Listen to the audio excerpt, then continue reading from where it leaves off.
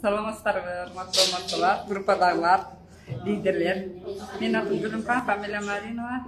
Былтыркы апрель айында лицевой уровень с правой стороны Белла деген диагноз менен түштүм. Бул нештен же сквозняктан болуп түштүр врачтар. Мен сквозняктан болду. Форточканын түбүндө 1,5 сааттай отуруп калды. Кечке мага оозум бошайып, чай ичсем суу чайларым төгүлүп, анан кийин көздөрүм бошайып, ушундай болду. Анан 2 күндөн кийин Ошко келип, нейрон деген больницага жаттым. Ошол жерден эле мен ИПАРда иштеп жүргөндүктөн бир 5-6 дарыны ичип баштагам. Группа витамин Б, С, роза, кальций, цинк дегендерди ушул жерден алдыртып алып, внутривенный, внутримышечный уколдорун ала бердим. Дарысын алардын ичкен жокмун.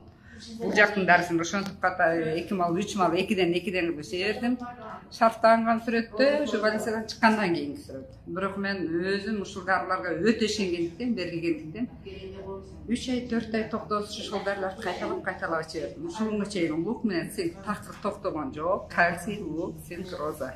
Аллага миң халла шүгүр, ИПАРдын дарысы бар экен, ушуну түшүнөт экен.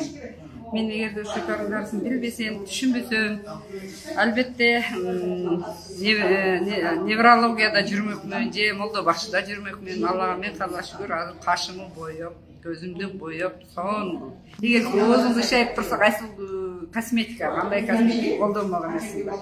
Ошон үчүн ИПАРдын дарысын сабырдуулук менен, туруктуулук менен, ким кайсы оорудо ооруп атса дагы ичсеңиздер, сөзсүз результат болот.